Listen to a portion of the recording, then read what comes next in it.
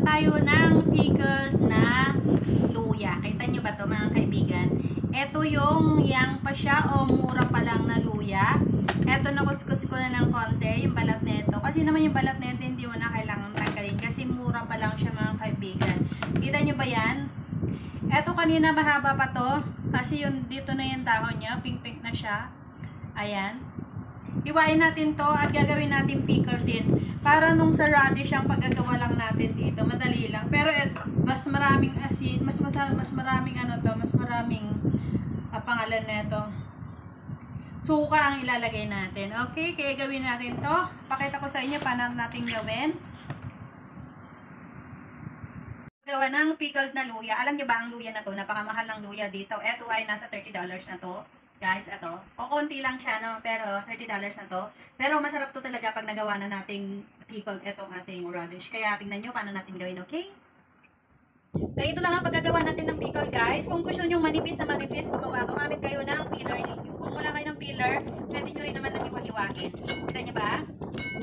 Gumamit tayo ng peeler. Medyo mahirap lang konti, guys. Pero pagtsakain nyo na lang kung gusto nyo talaga ng maninipis ang pagkakahiwa ng ating pickled na pangalan nito na luya.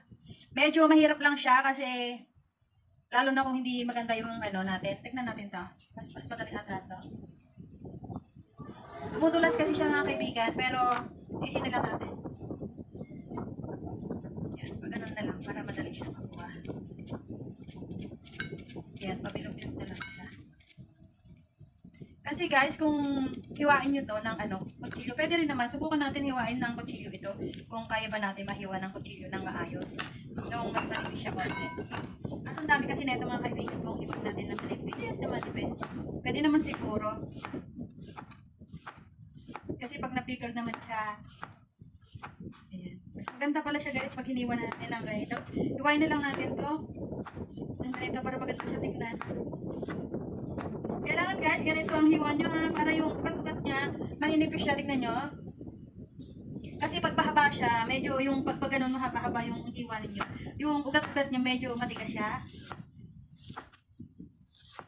Eto mga kaibigan, nagtatagal to ng ilang buwan.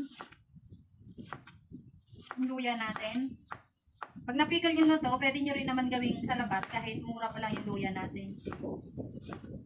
Ayan. Kita nyo ba? Usap natin dyan para makita ninyo. Wala nang iuusok. Ito na lang ilayo ko para makita ninyo. Ayan. Diba?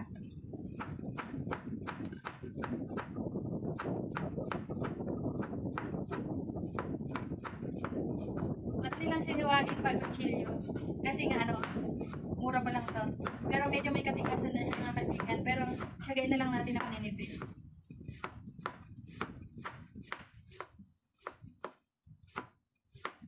Diba? Lalambutin niya mga kaibigan mamaya pa na-pickled na siya. Sa ngayon kasi medyo matigas pa dahil nga syempre pa naman siya na-pickled. Ang panlagay lang natin dito ay asukal. Ang pickle dito guys hindi nilalagyan ng paminta. Hindi kagaya sa atin na di ba naglalagay tayo ng paminta pag gumagawa tayo ng atsara. Ito hindi na kailangan ng paminta. Ganito lang, asukal lang, asin, suka. Gusto ko rin to kasi mga kaibigan, lalo na kung natin yung ulam natin ng isda. Diba? Ito, maninipis to. Ito pwedeng hiwain ng pahabang konti.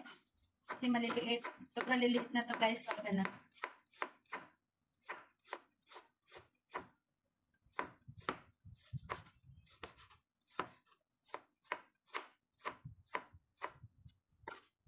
meron yung parte ng yung parte niya na hindi maganda, tagalin natin. Ayan. Mayroon kasi mga pa.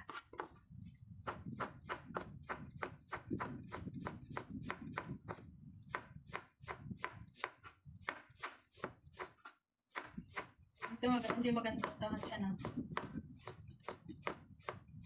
Tsagayin nyo lang guys sa paghihiwa. Siyempre, ingat kayo para hindi masugatan inyong mga kamay. Concentrate kayo lang sa hinihiwa ninyo. para hindi kayo masukatan. Kasi kung hindi kayo concentrate, hindi nyo tinitingnan yung hinihiwa nyo, hindi naman tayo, mga kaibigan, hindi naman tayo expert sa paghihiwa. Kailangan tingnan pa rin natin yung hinihiwa natin para hindi naman tayo masukatan. Kasi pag nasugatan tayo, mahirap kasi araw-araw yung kamay natin ang ginagamit natin sa trabaho.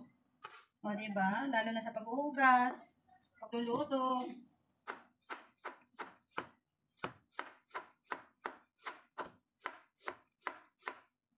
Alam nyo ba guys, sa Yoshinoya, sa mga restaurant, ewan ko anong nilalagay nila dito guys, para maging pink yung etong luya. Parang yung dahon niya tayo na nilalagay dito. Hindi ko alam kung ano nilalagay, para maging pink yung luya. Kasi pa nakakita kayo ng kulay pink, ganda niya tingnan, di ba? May kulay lang po yun. Kasi wala namang pink na luya. Pink lang yung dulo ng luya, pero inside ng luya, yellow. Di ba? Lapit na tayo matapos dito. At ang ating yung pickled natin na radish, malapit na rin.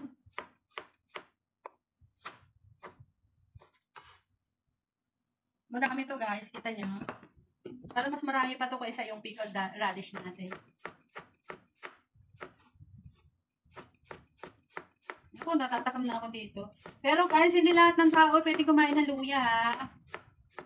Lang, tingnan nyo guys. Kasi ang luya ay mainit. Pag meron kayong mataas na blood pressure, hindi yata suitable na kumain kayo ng luya. Ko lang sure ha. Kasi may mga tao talaga hindi pwedeng kumain na, pwede naman kumain, pero yung katamtaman lang. Kasi ito ay nakakapag-circulate talaga ng dugo ito. Parang kung yung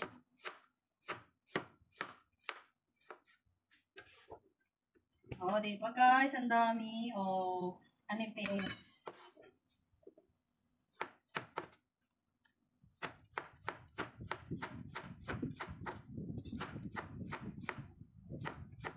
Ganito lang ang paggagawa ng pickled na luya. Tapusin lang natin to mga kaibigan. Tapos, lagyan na rin natin siya ng pampalasa. Ang dami na ito. Hindi ko alam kung kakasya ba sa ating garapon. Sana kasya sa ating lalagyanan. Dami.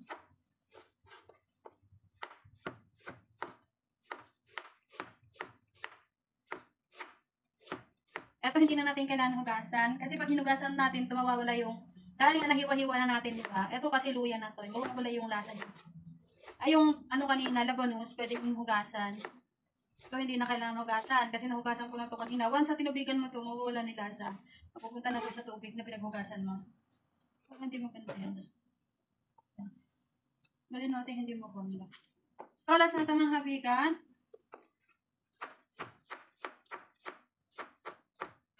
Di ba dami? Last na to.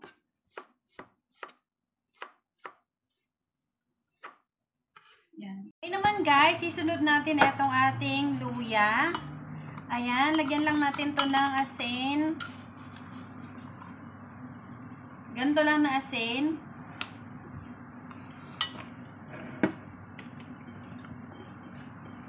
Ayan, tapos halu-haluin lang natin. Ganun lang. Tapos, lagyan natin ng brine niya. Okay, of course. Titikman natin kung tama ba yung alat. Siyempre, dadagdagan din natin ng asin. Tsaka kung kulang. Tsaka yung asukal, lalagyan natin ng asukal. Tikman natin kung tama ba lasa. Nice.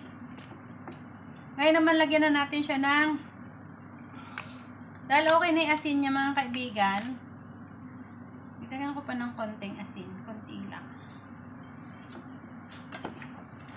At naman nilalagyan to guys ng pangalan na ito. Nilalagyan na to ng, siyempre lalagyan natin ng asukal. Kita nyo ba? Ang asukal natin. Lalagyan natin ng asukal yan para magbalas naman yung anghang niya, alat, at ang asin. Hindi ba? Ayan. Nagugas po ako ng kamay dyan. Huwag kayong mag-alala. Kataas natin dito. Ilalagay na rin natin sa garapon. Of course.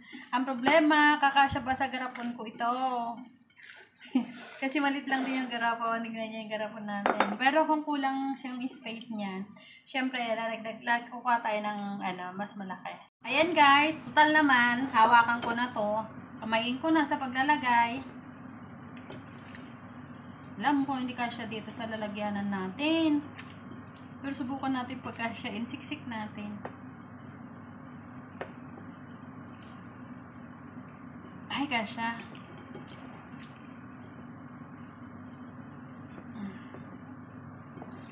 Wala ko nilagay dyan na iba mga kaibigan. Luya lang talaga yan. As in, walang carrot, wala ring lagyan na natin yung tubig niya kasi tubig yan ng suka. Ayan. Siyempre, lalagyan natin yung brine na niluto natin kanina. Ito yung asukal. May suka yan. Naluto ko na yun guys ha. Yung brine niya kanina. Ito din yung ginawa ko kanina. Inilagay ko din sa sa pickled radish. Kailangan guys na umaapaw dito sa may luya natin ang tubig niya guys. Para talagang talaga siya. Ma-brine talaga siya. Ayan, kita nyo naman ang ating luya. Hindi siya magpipinto guys ha. Huwag kayong umasa na magpipinto kasi wala tayong nilagay na pangkulay. Kung sana merong bumili ako nung pangkulay dyan na na dahon. Hindi ako bumili. Okay na to. Tiyang! Lagyan na rin natin sa ref natin para meron tayo gagamitin next time. Diba guys? Ang dali lang gumawa na ito guys. Pwede nyong i-repack-repack to tapos pwede nyong ibenta. Ayan, ito yung kung nakalagay naman sa ref to mga kaibigan, magtatagal to ng ilang buwan. Hindi siya masisira, huwag kayo mag-alala, hindi ito masisira. At saka kung kinamay ko naman yung ating pagkain, ay malinis po yung aking kamay.